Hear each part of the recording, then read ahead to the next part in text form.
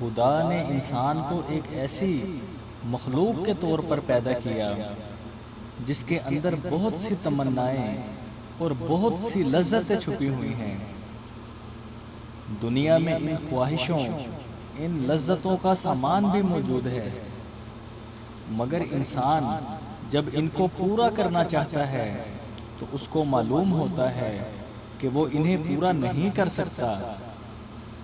کسی انسان کی عمر اس کی خواہشوں، اس کی لذتوں کے درمیان حائل ہو جاتی ہے، تو کہیں اس کی محدودیت، کہیں اس کی کوئی کمزوری رکاوٹ بن جاتی ہے، تو کہیں ناخوشگوار اتفاق اس کے راستے میں حائل ہو جاتے ہیں۔ تو کیا انسان کا مقدر صرف یہ ہے کہ وہ طرح طرح کی خواہشیں لے کر دنیا میں آئے، یا پھر یہ حسرت لے کر دنیا سے چلا جائے کہ وہ اپنی خواہشوں کو حاصل نہ کر سکا؟ نہیں، ایسا نہیں ہے، بلکہ اللہ نے جنت کی صورت میں انسان کی خواہشوں اور اس کی لذتوں کا ابدی سامان مہیا کر رکھا ہے۔ موت کے بعد آدمی ایک کامل زندگی پا لیتا ہے۔ وہ ایک ایسی دنیا میں آنکھ کھولتا ہے جو ہر قسم کی کمیوں سے پاک ہے، اور وہاں وہ سب کچھ بے حساب تعداد میں موجود ہے جسے انسان نے موجودہ دنیا میں چاہا لیکن اسے حاصل نہ کر سکا۔ موت کے بعد یہ جنت ان خوش نصیب لوگوں کے لیے ہے جو موت سے پہلے جنتی عمل کریں، جو اپنے اونچے کردار سے اس کا استحقاق ثابت کریں۔ تمناؤں کی زندگی جن کو انسان موجودہ دنیا میں نہ پا سکا، اس کو وہ آخرت میں پا لے گا، مگر یہ زندگی اسی کو ملے گی جو موجودہ دنیا میں اس کی قیمت ادا کر چکا ہوگا۔ کائنات در حقیقت ایک بامانی کارخانہ ہے۔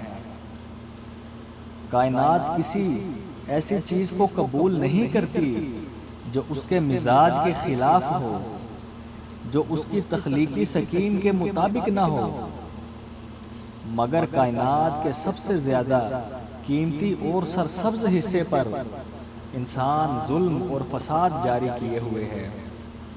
حق کے نام پر حق کو قتل کیا جا رہا ہے، اور کائنات اپنی تمام معنویت کے باوجود خاموش کھڑی ہوئی ہے۔ وہ اس زمین پر سب کچھ ہوتے ہوئے دیکھتی ہے، مگر اس کے بارے میں اپنا کوئی بیان نہیں دیتی۔ وہ سچ کو سچ نہیں کہتی اور جھوٹ کے جھوٹ ہونے کا اعلان بھی نہیں کرتی۔ تو کیا کائنات کے اندر تضاد ہے؟ کیا یہ گونگی کائنات ہے؟ جس کائنات کے پاس سریلے نغمے بکھیرنے کے لیے چڑیا ہو، کیا اس کے پاس حق کا اعلان کرنے والی زبان نہیں ہے؟